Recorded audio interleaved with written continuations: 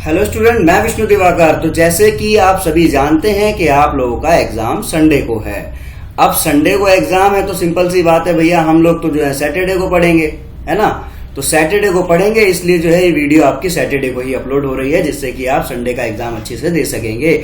और मैं आपको सभी को बता देता हूं कि आप सब स्कूल ऑफ ओपन लर्निंग के स्टूडेंट हैं, तो आप पहले से ही तैयारी बहुत कम कर रहे होंगे, तो कोई दिक्कत नहीं है। No more tear, no more fear, Vishnu is here. तो लेट्स गेट स्टार्टेड। आज की वीडियो में हम बात करेंगे बीए प्रोग्राम सेमेस्टर सेकंड के जितने भी स्टूडेंट हैं जिन्होंने सब्जेक्ट भारत का इतिहास लिया है। तो भारत के इतिहास के अंदर हम लोग जो है एक वीडियो में ऑलरेडी वैसे बना चुका हूं इस वाले लेसन की, इस वाले उसकी यूनिट की, जिसमें हमने यूनिट नंबर 1 में हमारा सबसे पहला लेसन जो हमने पढ़ा था वो पढ़ा था हमने स्रोतों का सर्वेक्षण।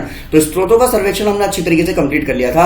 आज मैं आपको गारंटी देता हूं कि आप यूनिट नंबर 2 को अच्छी तरीके से समझ जाएंगे। और मैं आपको पहले ही बता देता हूं कि आज आपके पास में जो टाइम है वो कल तक आपके लिए जो है एग्जाम तक के लिए बहुत ज्यादा इंपॉर्टेंट होने वाला है। तो अभी आप जो है गुप्त और वकाटक, प्रशासन, अर्थव्यवस्था, समाज और संस्कृति के विकास के बारे में समझेंगे। और मैं आपको जो है इसके अंदर बिल्कुल डिटेल्स में जाकर अंदर से नहीं पढ़ाऊंगा, पर हाँ ऐसा जरूर पढ़ाऊंगा कि आप डिटेल में लिख सकते हैं। तो क्या करना है आपको, वीडियो को आपको हमारे साथ में बने रहना है एंड तक, और आप वीडियो को देखते रहिएगा, ठीक है। चैनल को सब्सक्राइब करने के लिए मैंने आपको नहीं बोला, आपका एग्जाम है, आराम से वीडियो देखिए। अगर अच्छी लगे तो आप चैनल के साथ जुड़े रहिएगा, वरना कोई दिक्कत नहीं है, वीडियो देखकर आप जो है अपनी संतुष्टि कर सकते हैं। तो यूनिट नंबर 1 से हमारा जो लेसन नंबर 2 है, कहां चला गया, ये लेसन नंबर 2 हमारा जो है यहां से ये स्टार्ट हो जाता है। चलिए स्टार्ट हो जाता है यूनिट नंबर 2। और जैसा कि स्टूडेंट मैंने आपको बताया था कि यूनिट नंबर 2 में आज हम लोग इसको कंप्लीट करने वाले हैं अच्छी तरीके से। तो मैं सबसे पहले यहां पर बात करने वाला हूं किसके बारे में, गुप्त के बारे में। तो ये जो गुप्त वंश था ये क्या था, गुप्त साम्राज्य था, ये क्या था, है ना। तो सबसे पहले तो हमें ये जानना है ना कि जो लेसन है इसका अर्थ क्या है। अगर हमें लेसन के बारे में अच्छी तरीके से समझ में आ जाएगा तो हम अंदर से सब कुछ लिख सकते हैं। तो सबसे पहले हम बात करते हैं गुप्त साम्राज्य क्या था। तो गुप्त साम्राज्य को जो है ना दो महत्वपूर्ण राजाएं हुए थे, दो गुप्त साम्राज्य के अंदर। वो कौन कौन से गुप्त साम्राज्य में दो महत्वपूर्ण राजा थे। सबसे पहला जो है हमारा इसके अंदर कौन था, समुद्रगुप्त आते हैं। कौन आते हैं, समुद्रगुप्त, ठीक है। और उसके बाद में जो है हमारे दूसरे आते हैं, वो कौन से आते हैं, चंद्रगुप्त। कौन से, चंद्रगुप्त, सॉरी, ठीक है, चंद्रगुप्त और समुद्रगुप्त। तो ये दो हमारे जो है इसके अंदर ज्यादा दिखाए गए हैं। और गुप्त वंश के लोगों के द्वारा ही संस्कृत की एकता फिर एकजुट हुई है। अगर हम संस्कृत की एकता की बात करें तो इन्होंने संस्कृत की एकता को जो है एकजुट किया है, ठीक है। संस्कृत की एकता को एकजुट किया है, किसने किया है, गुप्त वंश ने किया है, यानी कि गुप्त साम्राज्य ने करा है, ठीक है। और चंद्रगुप्त प्रथम ने 320 ईस्वी को गुप्त वंश की स्थापना की थी। अगर हम बात करें कि गुप्त वंश की स्थापना कब हुई है, तो इसकी स्थापना हुई है 320 ईस्वी के अंतर्गत, है ना। और इसकी स्थापना की थी और यह वंश करीब 510 ईस्वी तक शासन में रहा था। कितने, 510 ईस्वी तक शासन में रहा था। तो यहां पर आपको समझ में आ गया गुप्त वंश क्या है। तो गुप्त वंश जो था, मैंने आपको बताया गुप्त साम्राज्य जो था, इसके दो महत्वपूर्ण राजा रहे। पहला कौन सा, समुद्रगुप्त रहा, और दूसरा हमारा रहा चंद्रगुप्त रहा। और इन्होंने जो है संस्कृत की एकता को बनाए रखने के लिए उन्होंने बहुत योगदान दिया है। और गुप्त वंश जो था वो 320 ईस्वी तक तो गुप्त वंश की जो स्थापना की गई थी, यानी कि इसकी स्थापना कब हुई थी, 320 ईस्वी में हुई थी। और ये शासन जो है कब से कब तक चला, ये जो है 510 ईस्वी तक चलता रहा। तो यहां तक आपको आई होप अच्छी तरीके से सब चीजें समझ में आ गई होंगी। अभी तो हमने स्टार्ट भी नहीं किया और आपको बहुत सारी चीजें यहाँ पर समझ में आ गई है। तो अगर कोई आपसे पूछे गुप्त वंश के बारे में तो आप बता सकते हो ना कि जी गुप्त वंश के अंदर दो बड़े बड़े राजा रहे हैं, समुद्रगुप्त रहे हैं और चंद्रगुप्त रहे हैं। और इन्होंने संस्कृत की एकता को बनाने के लिए भरपूर प्रयास किया है। और गुप्त वंश की स्थापना जो है 320 ईस्वी में हुई थी। और ये जो है गुप्त वंश वो कब से कब तक चला, वो जो है 510 ईस्वी तक चलता रहा। तो यहां तक आपको समझ में आ गया होगा अच्छी तरीके से, ठीक है। तो आगे चलते हैं अब जरा हम थोड़ा सा, उसके बाद हम थोड़ा इसको समझेंगे कि इसके अंदर हम क्या क्या पढ़ने वाले हैं और क्या क्या चीजें हमारे सामने आने वाली है। तो इसका उद्देश्य क्या होने वाला है कि 4वीं से 7वीं सदी तक के प्रशासकीय, आर्थिक और सामाजिक विकास के बारे में, गुप्त काल का उदय और विकास, ये हम पढ़ेंगे। और उन प्रक्रियाओं को जानेंगे जो गुप्तों के पतन के लिए और इनकी शक्तियों के लिए उदय का कारण बने, ठीक है। तो आई होप आपको ऊपर की जो चीजें मैंने बताई थी वो आपको बिल्कुल माइंड के अंदर फिक्स हो गई होगी कि गुप्त वंश जो था वो दो प्रकार के राजाओं से मिलकर बना हुआ था। वो दो राजा थे, वो कौन कौन से थे वो मैंने आपको बता दिया था, वो कौन कौन से थे। पहला राजा था आपका समुद्रगुप्त और दूसरा था आपका चंद्रगुप्त। और ये भी मैंने आपको बताया था कि संस्कृत की जो एकता, जो एकजुट की थी इन्होंने, ठीक है, वो इन्होंने ही की थी। और चंद्रगुप्त प्रथम ने 320 के अंतर्गत जो है ईस्वी में क्या हुआ, गुप्त वंश की स्थापना की थी और वहीं ये वंश करीब 510 ईस्वी तक शासन में रहा था। अब हम इसकी प्रस्तावना देखते हैं। तो प्राचीन भारत के इतिहास में ईसा की 4वीं से 7वीं सदी की अवधि इसलिए महत्वपूर्ण है क्योंकि यह राजनीतिक, सामाजिक, आर्थिक, सांस्कृतिक दृष्टि से बहुत ज्यादा महंगी है, यानी कि बहुत ज्यादा चर्चित है। ठीक है, तो यहां तक आपको समझ में आया। आगे चलते हैं, अब इसकी ऐतिहासिक प्रवृत्तियां देखते हैं। ऐतिहासिक प्रवृत्तियां, अब देखो ऐतिहासिक प्रवृत्ति, सबसे पहले मैं आपको बता दूं ये जो ऐतिहासिक प्रवृत्ति वर्ड है इसका मतलब क्या होता है। तो देखो इसको हम विस्तार से समझते हैं। इसका मतलब क्या होता है कि इतिहास की प्रगति अतीत की घटनाओं को लेकर लोगों और संस्कृतियों का अध्ययन करना ही कहलाता है। ठीक है, तो यहां तक आपको समझ में आ रहा है। अब देखो यहां पर क्या बोला गया कि ब्रिटिश भारत के विसेंट स्मिथ जैसे औपनिवेशिक अथवा शाही लेखकों ने क्या करा, प्राचीन भारत को अंधकार युग के रूप में चित्रित किया है। अब जितने भी जो ब्रिटिश भारत के जो विसेंट स्मिथ रहे हैं, यानी कि जितने भी जो राइटर रहे हैं, इन्होंने क्या करा है, इन्होंने लेखकों ने प्राचीन भारत को जो है अंधकार युग के रूप में चित्रित किया है और उनके अनुसार इसी के फलस्वरूप अंग्रेजों को भारत में फूट डालो और राज करो में सफलता मिली थी। ठीक है, अंधकार युग बोलकर क्या करा गया कि हमारा भारत जो है वो फूट डालो शासन करो की नीति यहाँ पर अपना ली गई थी। और आगे अगर हम देखें इसके अंदर तो बहुत सारी चीजें आपको देखने को मिलेगी और समझने को मिलेगी कि राष्ट्रवादियों की दृष्टि में गुप्त काल जो था वो राष्ट्रीय एकता, आर्थिक संपन्नता, कला, स्थापत्य और साहित्य में अपनी उपलब्धियों के कारण प्राचीन भारत इतिहास की अन्य अवधियों से आगे निकल गया। तो यहां तक आप समझ पा रहे हैं अच्छी तरीके से। आगे चलते हैं इसके बाद, तो हमें क्या करना है, हमें बिल्कुल मेन चीजें पढ़नी है जिससे कि हम लोग अच्छी तरीके से इसको जो है समझ पाएं और अपने आंसर्स को लिख सकें, है ना। तो हम देखते हैं यहाँ पर अब जो है दूसरा हमारा जो पॉइंट है, तो इसका मतलब क्या है, स्वर्ण युग का मिथिक। अब देखो एक चीज और, मैंने आपको क्या बोला कि जितने ही वर्ड आएंगे सबसे पहले आप इनका वर्ड का मतलब समझेंगे। तो जो मिथक का वर्ड होता है, मिथक का अंग्रेजी शब्द क्या होता है, मिथ होता है। इसका हिंदी रूपांतरण ये पर्यायवाची शब्द होगा, इसका मिथक, है ना। तो इसको जो है, इस शब्द की उत्पत्ति जो है वो माइथोस लैटिन के भाषा के मिथक और जर्मन भाषा के मिथोस से हुई है, जिसका अर्थ क्या होता है, मौखिक या काल्पनिक कथा। कोई भी मौखिक, ठीक है, कोई भी मौखिक या फिर काल्पनिक, ठीक है, काल्पनिक कथा। ये थोड़ा सा रिटर्न में थोड़ी दिक्कत हो रही है। तो मौखिक या काल्पनिक कथा को हम क्या बोलते हैं, मिथक बोलते हैं। स्वर्ण युग का मिथक, तो इतिहासकारों ने जिस युग को स्वर्ण युग कहा है, यानी कि जो इतिहासकार रहे हैं उन्होंने जो जिस युग को स्वर्ण युग का नाम दिया, उसमें अर्थात गुप्त युग में जीवन का प्रत्येक पक्ष उनके अनुसार उत्कर्ष के शिखर पर था। यानी कि उन्होंने बताया कि जितना भी जो इतिहासकारों ने जो जितना भी स्वर्ण युग के बारे में बोला है, और वो गुप्त युग में जीवन का प्रत्येक पक्ष जो है उनके अनुसार जो है शिखर पर था। अब गुप्त काल को मुख्य रूप से इसलिए चुना गया क्योंकि उसमें संस्कृति में उत्तम कोटि के साहित्य की रचना हुई है और कला की गुणवत्ता में खासी वृद्धि हुई है। तो आपको याद रखना है कि भाई जो गुप्त वंश था इसको क्यों अपनाया गया था, क्योंकि गुप्त वंश के अंदर जो है संस्कृत में उत्तम कोटि के साहित्य की रचना और कला की गुणवत्ता में खासी वृद्धि हुई है और इसे ब्राह्मणीय पुनर्जागरण के रूप में भी देखा गया है। ठीक है, यहां तक आपको समझ लेना है। आगे चलते हैं। उसके बाद में जब आपने इतना समझ ही लिया है, अब बात आती है यहाँ पर किसकी, कि गुप्त वंशों का, यानी कि गुप्त जो साम्राज्य था इसका उद्भव समझ ही रहेंगे आप, कि जो आपका गुप्तों का जो वंश था या गुप्तों का जो उद्भव था वो कैसे हुआ। तो देखेंगे जैसे कि हमने बोला था कि गुप्त साम्राज्य का जो उद्भव है, तो सबसे पहले मैं आपको बता देता हूँ गुप्त साम्राज्य था क्या। तो देखो गुप्त साम्राज्य जो था ना, या गुप्त साम्राज्य, राजवंश जिसको बोला जाता है, तो ये प्राचीन भारत का ना एक हिंदू साम्राज्य था। ये क्या था, एक हिंदू, ठीक है, साम्राज्य था।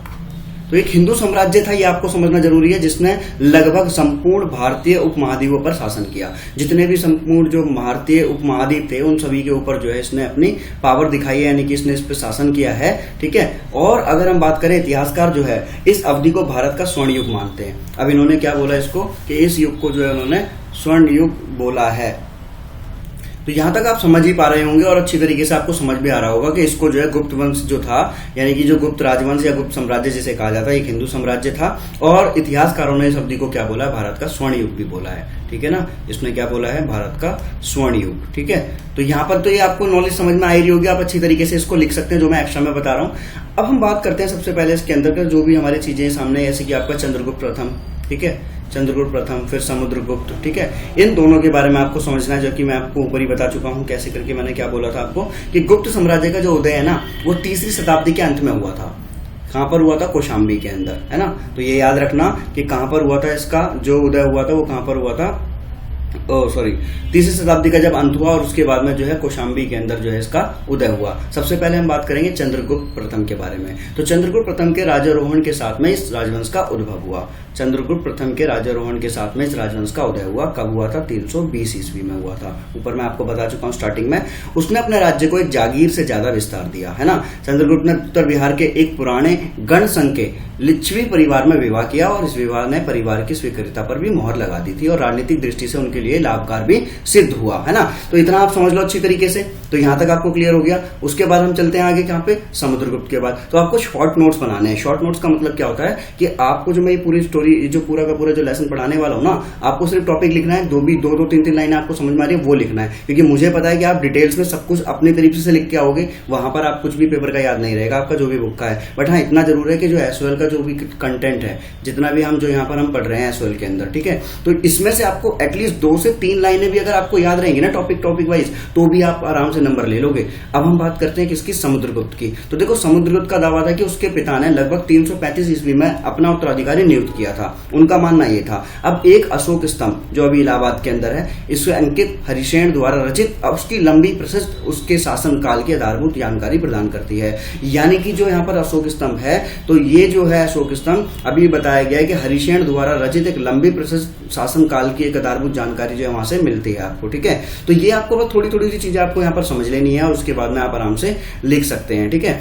उसके बाद में चंद्रगुप्त द्वितीय आए। अब चंद्रगुप्त द्वितीय कौन थे? तो देखो, सभी गुप्त राजाओं में समुद्रगुप्त के पुत्र चंद्रगुप्त द्वितीय ने असाधारण उदार चेतना और वीरता प्रदर्शित की थी। बहुत ज्यादा इन्होंने जो है अपनी उदारता दिखाई है और अपनी वीरता दिखाई है और लगभग 375 ईस्वी से लेकर 415 ईस्वी तक 40 वर्षों तक का शासन काल कैसे शुरू हुआ और अब भी एक रहस्य का विषय माना जाता है। तो आज भी जो है इस चीज के बारे में अच्छी तरीके से पूरी जानकारी नहीं मिलती है। लगभग 2 शताब्दी के बाद में भी समुद्रगुप्त की मृत्यु संबंधी घटनाओं पर लिखित नाटक देवी चंद्रगुप्तम में रामगुप्त और समुद्रगुप्त के पुत्र उत्तराधिकारी के रूप में चित्रित किया गया है, ठीक है। तो यहां तक आपको समझ में आ गया है। और इसमें एक और चीज बोली गई है कि कहा जाता है कि रामगुप्त जो थे वो युद्ध में शंकों से हार गए, है ना, और उसने अपनी पत्नी ध्रुव देवी को उन्हें समर्पित कर देने पर भी सहमति दे दी थी। तो यहां तक आपको समझ में आया। और उसके बाद में क्या हुआ, उनका छोटा भाई जो था वो इससे चिढ़ गया और इसलिए उसने रानी का जो है उसने क्षण वेश धारण किया और शक राजा के महल में जाकर उसे मार डाला, है ना।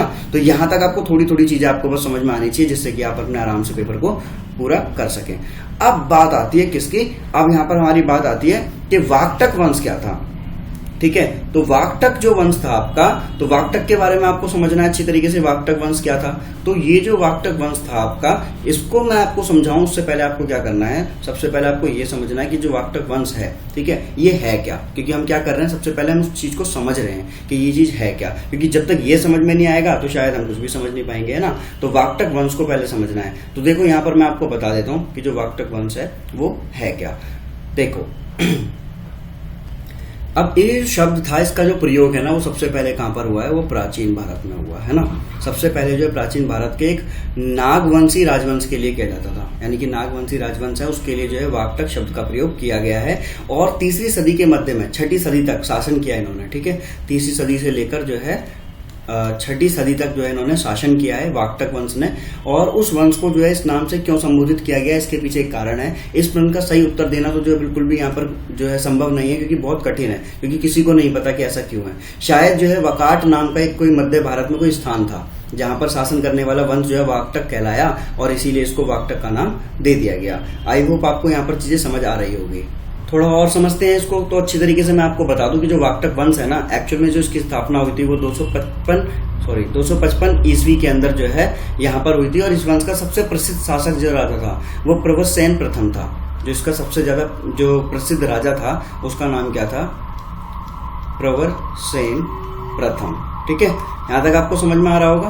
और उसने अपने शासनकाल में सम्राट की उपाधि की और तथा 4 अश्वमेघ यज्ञों का आयोजन किया। तो इन्होंने जो है 4 अश्वमेघ यज्ञों का वो जो आयोजन था वो भी यहाँ पर इन्होंने किया था। अब यहाँ पर पढ़ते हैं कि वाकटक मध्य भारत और उत्तरी दक्कन में महत्वपूर्ण राजनीतिक शक्ति थे।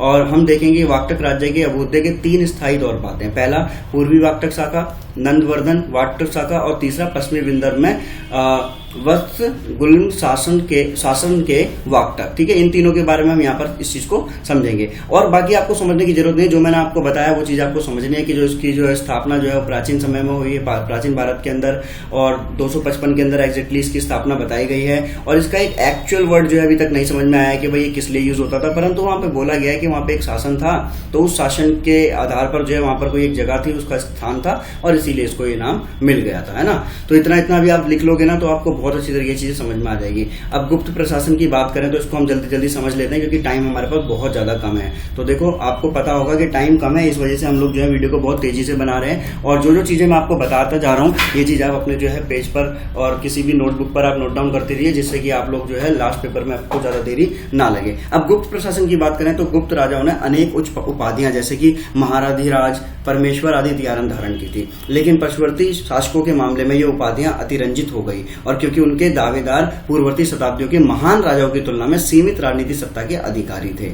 तो यहाँ पर जैसे बोला गया, देखो अतिरंजित का मतलब क्या होता है, बढ़ा चढ़ाकर दिखाना, यानी कि जो अपराधियां थी अतिरंजित हो गई क्योंकि उनके दावेदार पूर्ववर्ती शताब्दियों के जो महान राजाओं की तुलना में राजनीतिक सत्ता के वो अधिकारी माने गए थे, है ना। उसके बाद अगर हम देखते हैं यहाँ पर तो गंगा की घाटी में जो गुप्तों के सीधे नियंत्रण में थी, राजा प्रशासन के केंद्र में था और राजकुमार, मंत्रीगण और सलाहकार उसके सहायक थे। अब राजपुत्र की प्रांत यानी कि उत्तर राज्य, इनके वायसराय यानी कि जो उपराजा थे वो पद संभालते थे। यहाँ तक आपको समझ में आ गया। बस आपको थोड़ी थोड़ी चीजें समझ लेनी है जिससे कि आप अपने पेपर को आराम से लिख सकें। अब बात आती है भूमि अनुदान की। तो सबसे पहले मैं आपको समझाऊं कि भूमि अनुदान क्या होता है। तो यहाँ पर देखो, भूमि अनुदान धार्मिक और अनुष्ठान विशेषज्ञों और पदाधिकारियों को दिए जाते थे, यानी कि जितने भी ब्राह्मण हो गए, ठीक है, और जितने भी अनुष्ठानिक विशेषज्ञ हो गए, इन सबको दी जाती थी। और इससे राजा को राजस्व तो प्राप्त नहीं होता था, यानी कि टैक्स फ्री होते थे, इनको कोई भी टैक्स नहीं देना पड़ता था, ठीक है, टैक्स फ्री होते थे ये। और लेकिन स्थानीय स्तर पर राजस्व की मांग में कुछ उलटफेर हो जाती थी और देहाती इलाकों में संपन्नता के ऐसे छोटे छोटे केंद्र बना दिए जाते थे जिसका अनुकरण अधिक व्यापक उन्नयन का मार्ग प्रशस्त कर सकता था। और यदि ब्राह्मणों यानी कि जितने भी, चाहे वे अनुष्ठानिक विशेषज्ञ हो या फिर पदाधिकारी, उनको दी गई भूमि जो है बंजर अथवा जंगली थी, तो वो प्राप्तकर्ता उस पर कृषि कार्य शुरू कर अन्य लोगों का मार्गदर्शन बन सकता था। तो कहने का मतलब है भूमि अनुदान का मतलब क्या है कि भूमि दे देना और फिर उसके बदले में जो है जितने भी जो विशेषज्ञ हुआ करते थे, जो पदाधिकारी हुआ करते थे, ब्राह्मण हुआ करते थे, उनसे कोई भी टैक्स नहीं लिया जाता था इसके लिए, ठीक है। तो यहां तक आपको समझ में आ गया। उसके बाद देखो, मैं आपको बिल्कुल मेन चीजें ही बता रहा हूँ, बस थोड़ी थोड़ी सी, जिससे कि आप सिर्फ पेपर को थोड़ा सा अंडरस्टैंड कर पाएं और उसको वहां पर लिख पाएं। उसके बाद में हम देखते हैं यहाँ पर जो आपका मेन क्वेश्चन बनता है, यानी कि जो आपके लिए बहुत इंपॉर्टेंट है, वो क्या है कि भाई इसके अंदर क्या क्या बदलाव आए। तो सबसे पहले सामाजिक आर्थिक बदलाव थे, सामाजिक बदलाव को देखते हैं। तो देखो, परंपरागत इतिहास लेखन ने गुप्त और गुप्तोत्तर काल के अंदर वर्ण व्यवस्था के जो है यहाँ पर चतुर्वर्ण को प्रक्षेपित किया है, यानी कि उसको दिखाया है। आरसी हजारा के अनुसार आरंभिक पुराणों के अंदर कली युग का वर्णन किया है। तो यहाँ पर सिर्फ इन सब चीजों के बारे में बताया गया है कि कौन कौन सी चीजें यहाँ पर कहाँ से आई है। अब हम देखते हैं एक्चुअल में हुआ क्या था, यानी कि क्या क्या बदलाव हुए थे। तो ये जो अवधि थी सामाजिक संकट की, ये ब्राह्मणों और शूद्रों के बीच में वैमनस्य का युग था। वैमनस्य का मतलब होता है घर्षण होना किसी चीज का, घर्षण मतलब होना है कॉम्पिटिशन या फिर किसी चीज से जैसे बोलते हैं ना, लड़ाई हो गई किसी के बीच में, वो। तो यह एक ऐसा युग था जिसमें प्रजा कर भार से लदी हुई थी, यानी कि उनके पास टैक्स था बहुत ज्यादा और वो बहुत ज्यादा परेशान थे और विधि और व्यवस्था बनाए रखने की समस्या वहां पर पैदा हो गई। परिवार संपत्ति की असुरक्षा बढ़ा दी गई और भौतिकवाद का बोलबाला वहां पर हो रहा था। चोरी की घटनाएं बढ़ती चली जा रही थी और धार्मिक अनुष्ठान घट रहे थे। और मलेच्छ यानी कि जो नीच जाति थी, राजाओं की संप्रभुता कायम हो रही थी उसके ऊपर, ठीक है। तो ये हमारी कौन सी स्थिति बताई गई है, ये बताई गई है सामाजिक बदलाव, ठीक है। समाज में क्या क्या बदलाव आए थे और बाकी का तो आप थोड़ा बहुत इसमें जानते ही होंगे। अगर नहीं भी पता होगा तो जितना मैंने आपको बताया सिर्फ इतना ही आपको समझना है। उसके बाद में सामाजिक बदलाव के बाद में आता है आपका दूसरा पॉइंट आता है आर्थिक बदलाव। आर्थिक का मतलब किससे है? आर्थिक का मतलब होता है मनी, यानी कि पैसे से, है ना। तो ये भी आप समझ रहे होंगे। तो पैसे से कि गुप्त काल के अंदर जो है, जो तो कृषि विशेषज्ञ थे, वो अर्थव्यवस्था में लाए गए बदलावों का उल्लेख पूर्व में किया जा चुका है। कृषि क्षेत्र में सबसे महत्वपूर्ण परिवर्तन था भूमि अनुदान अर्थव्यवस्था का, क्योंकि भूमि अनुदान के अंतर्गत जितने भी ब्राह्मण रहे या फिर जो बड़े उस पर पोस्ट पर थे, उनसे कोई भी टैक्स नहीं लेता था। आरंभ में धार्मिक लाभाग्रही भूमि कर से मुक्त रह गए और आगे चलकर उन्हें गांवों पर प्रशासनिक और न्यायिक अधिकार भी सौंप दिए गए। अब देखो, पहले तो उनको क्या हुआ, जितने भी धार्मिक लोग थे उनको जो है भूमि कर से बिल्कुल मुक्त कर दिया, उनको कोई पैसा ही नहीं लेना उससे, है ना, टैक्स ही नहीं लेना। और आगे चलकर प्रशासनिक रूप पे, न्यायिक रूप पर जो अधिकार भी उनको दे दिए गए, ठीक है। अब इसके अंदर जैसे कि ब्राह्मणों को दिए जाने वाली भूमि अनुदान के लिए आर्थिक लाभ का अधिक महत्वपूर्ण थे। ठीक है। तो ये आर्थिक बदलाव थे, तो ये सारी चीजें इसके अंदर आने लगी। तो आई होप को ये भी समझ में आ गया होगा आर्थिक बदलाव क्या था, है ना। तो कहने का मतलब ये है कि कोई ज्यादा बहुत डिफिकल्ट वाली चीज नहीं है। एक क्वेश्चन आएगा आपका तो आप नॉर्मल चीजों को उसको समझ सकते हैं। फिर उसके बाद में आपका धार्मिक जीवन, तो गुप्त काल और ब्राह्मणवादी पुनर्जागरण का काल जो है मानने की परंपरा रही है। ब्राह्मण धर्म के अनेक विश्वास इस अवधि में फल फूल रहे थे कि उपमहादेश के कुछ भागों में बौद्ध धर्म अभी भी प्रचलित था। अब देखो बताया गया कि जो गुप्त काल था उसके अंदर ब्राह्मणवादी जो पुनर्जागरण था उसका काल मानने की जो परंपरा रही है, और ये बोला गया है कि जो ब्राह्मण धर्म के अनेक विश्वास जो है, ठीक है, इस अवधि के अंदर अब भी फल फूल रहे हैं कि जो उपमहादेश है उसके कुछ भागों में बौद्ध धर्म भी अभी भी प्रचलित है और शैववाद के इसकी प्रतिद्वंदिता सुविदित है। और लेकिन बौद्ध धर्म और अन्य धर्म के पूजा अनुष्ठानों से प्रभावित हो रहा था। बौद्ध धर्म के अनुयायी भारत की सरहदों से पार मध्य एशिया, चीन, दक्षिण एशिया और दक्षिण पूर्व में फैले हुए थे। अब इन क्षेत्रों के प्रचलित धार्मिक आचरण और नवस्थापित बौद्ध धर्म के आचरणों में समायोजित कर लिया गया है और जैन धर्म को पश्चिमी भारत के व्यापारी समुदायों से समर्थन मिला और राज्य के संरक्षण कर्नाटक और दक्षिण से थी। अब 6वीं शताब्दी के आरंभ में क्या हुआ कि दूसरी जैन संगीति वल्लभी में आयोजित की गई और जैन सिद्धांत में भी परिभाषित किए गए, जो कि आज भी विद्यमान है। तो ये जो धार्मिक चीजों के अंदर धार्मिक बदलाव हुए, धार्मिक जीवन था, उसके बारे में यहाँ पर बताया गया है ना। तो ये भी आपको समझ में आ गया होगा अच्छी तरीके से। और बाकी मैं आपको पहले ही बता रहा हूँ कि आपको चीजों को बस सिर्फ समझना है, टॉपिक्स को अच्छी तरीके से समझना है। और बाकी की जानकारी के लिए मैं आपको 1 शॉट वीडियो बनाऊंगा जिसके अंदर हम जो है कम से कम 2 घंटे की वीडियो बनाएंगे और उस 2 घंटे के अंदर हम सारी की सारी चर्चा अच्छी तरीके से वहां पर करने वाले हैं, ठीक है। उसके बाद में हम बात करें कला और संरक्षण की, तो गुप्त काल के मंदिर स्थापत्य के बहुत कम उदाहरण शेष बचे हुए हैं। अब देखो उस काल के अंदर मंदिरों की जो स्थापत्य कला है अभी भी निर्माण की अवस्था में लगी हुई है ना। अंजिता और एलोरा में शेल काट कर बनाई गई गुफाएं, तुमने सुना होगा ना, अंजिता की गुफाएं, एलोरा की गुफाएं, है ना, वो अभी भी बनाई गई हैं। और इसे आगे चलकर एलोरा, एलिफेंटा और औरंगाबाद में शेल काटकर वैष्णव और शैव मंदिरों को बनाने की प्रेरणा भी मिली है। तो यहाँ तक आपको समझ में आ गया कला और संरक्षण के बारे में। उसके बाद में हमारा जो है इसके अंदर अब ऐसा कुछ भी मेन टॉपिक नहीं रहता है, आपको फिर यहाँ पर जो है कुछ सारांश देखने को मिलता है, फिर उसके अंदर कुछ प्रश्न है। तो मैं आपको यहाँ पर वो प्रश्न दिखा देता हूँ कि जो भी अभी आपने जो प्रश्न देखे हैं वो कौन कौन से हैं। देखो वो क्वेश्चंस कहाँ गए, चलो कोई नहीं, इसमें आपको क्वेश्चंस नहीं भी हैं तो आपको बस ये समझ लेना है कि सबसे पहले यहाँ पर कि 4वीं सदी की शुरुआत से 6वीं शताब्दी के मध्य तक गुप्तों और वैश्य मूल के थे और वह उत्तरी पश्चिमी भारत पर शासन किया उन्होंने। फिर समुद्रगुप्त और चंद्रगुप्त द्वितीय ने व्यापक सैन्य अभियान चलाया, ठीक है। और गुप्तों के पतन के कई कारण थे, पूर्ण आक्रमण, सत्ता और परिवार के भीतर कलह और स्थानीय प्रमुखों द्वारा शक्ति संगठन करना, प्रशासनिक कमजोरी इत्यादि। आई होप आपको वीडियो समझ आई होगी और अगर आपको कोई और सब्जेक्ट की वीडियो चाहिए तो आप मुझे कमेंट सेक्शन में जरूर बताइएगा। Thanks for watching.